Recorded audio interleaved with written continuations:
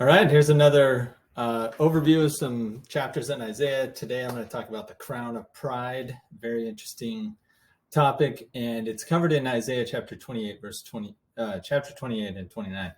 So in 28, he describes this crown of pride as a fading flower. And that's how interesting pride is. It always starts off as a beautiful thing, and we get so excited about ourselves, and then it starts to fade and wither and die. And he even says that the Lord's going to bring a mighty hail, tempest and a hail, a destroying storm, as a flood of mighty waters overflowing shall cast down the earth with the hand. That's eventually what happens to us when we become so prideful that we haven't humbled ourselves, and he humbles us with those figurative storms, those storms in life. And interestingly, in the chapter, it even talks about how the wisdom of their wise and even their priests and prophets have erred through strong drink. These are church leaders, basically, that are going out of the way. They err in vision, stumble in judgment. And this is not a surprise either. There's a complete pattern of apostasy that this effectively plays out with. And what is interesting is after this happens, who does the Lord teach? So once everyone is so prideful, they err in vision, who's going to be taught? Well, here it says it's those that are weaned from the milk and drawn from the breasts. And I take that to mean youth, essentially. It's those that are about to enter adulthood. And I was thinking of Joseph Smith. He was 14. 14's basically the time when their body's about to start being as capable as an adult. And a lot of other prophets have talked about their stammering with their lips and another tongue speaking to the people. So I think that's an interesting point, though, is it tends to be the youth that take on the mantle. So that's chapter 28. That's at least my little summary on chapter 28. I'm going to touch on chapter 29. And in here, he talks a lot about the pride cycle. So I'm going to go through this in detail. And it first says, woe unto Ariel, Ariel, the city where David dwelt. That's basically Jerusalem. I didn't know what Ariel meant. I'd never heard that term before. And turns out one of the definitions is essentially the lion of the Lord. And no, it's not referring to the Little Mermaid. I know. I was thinking that maybe for a minute, but just kidding. It was the lion of the Lord is this idea that they are on the Lord's side. They're the Lord's people. And so this pattern generally applies to the Lord's people.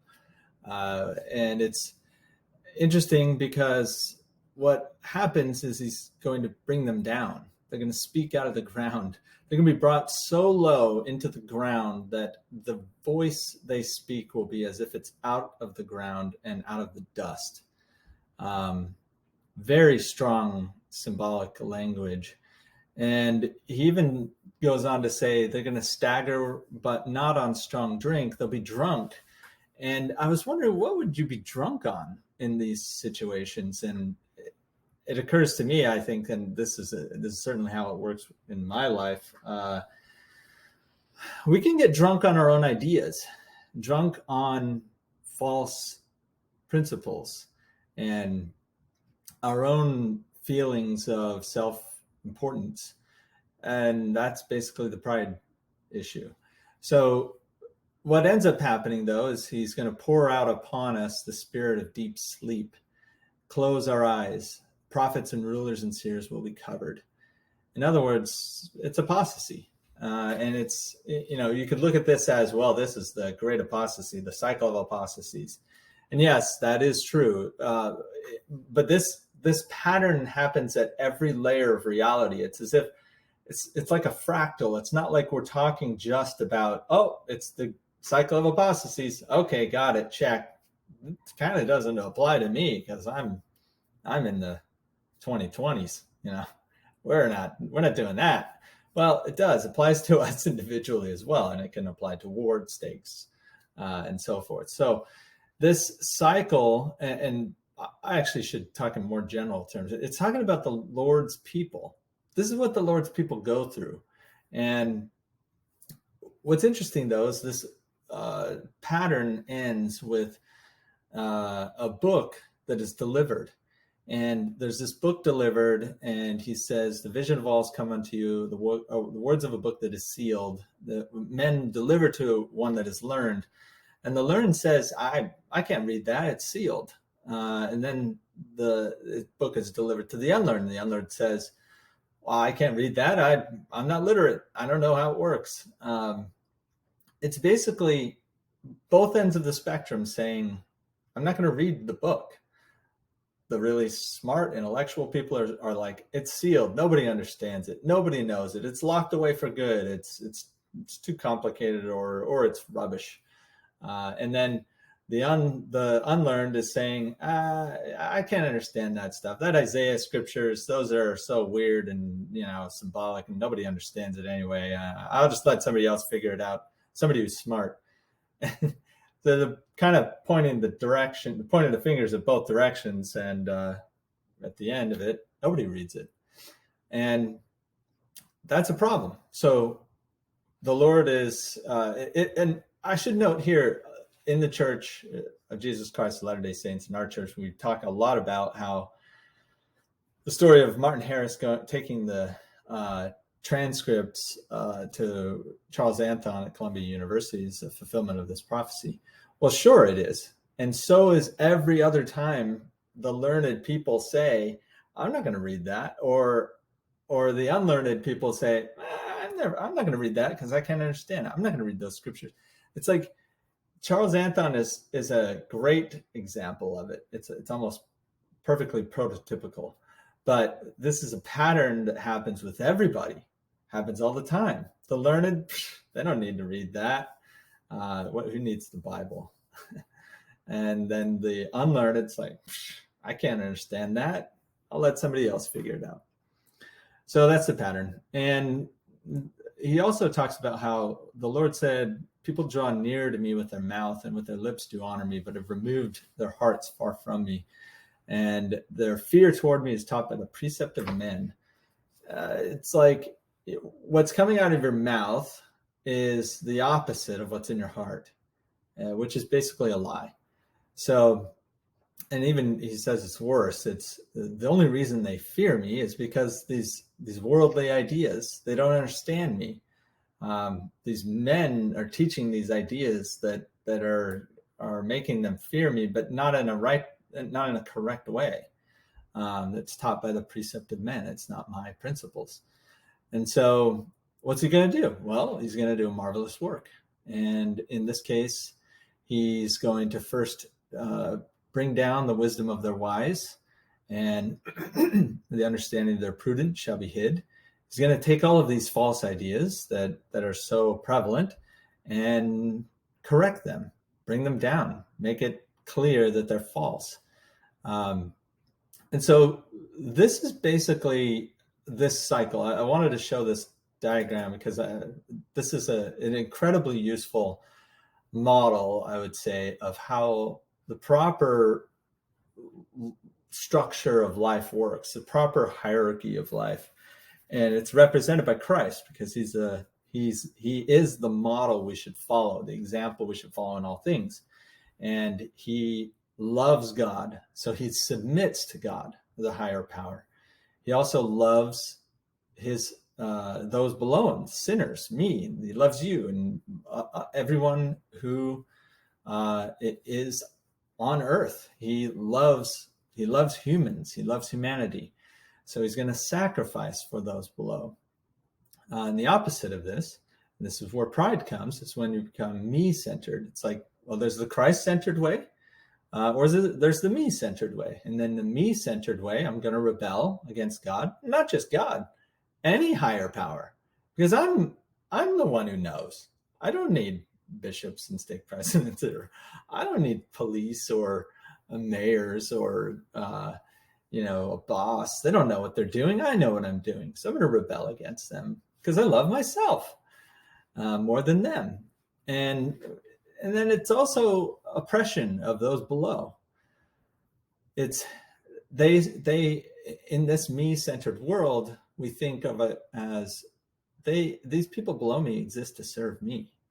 And then this gets all muddled with lies because we try to tell ourselves, yeah, you know what? Maybe we're not calling it following Christ, but this is the right way. I have my truth, my way of thinking. That's the right way.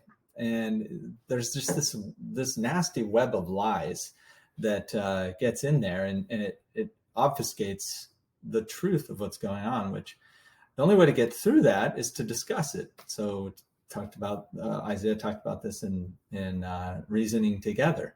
We reason together. We calmly discuss. We have this uncomfortable level of transparency about ourselves and our lives so that we can get to a state of truth and understanding so that things are clear, that there's light and not darkness. And that's this pattern. So this is the pride cycle. Well, I should say, this is how you turn the world upside down. The pride cycle is a little bit different, and I'll talk about that. But this is how you turn the world upside down. This is right side up, Christ's way. This is upside down.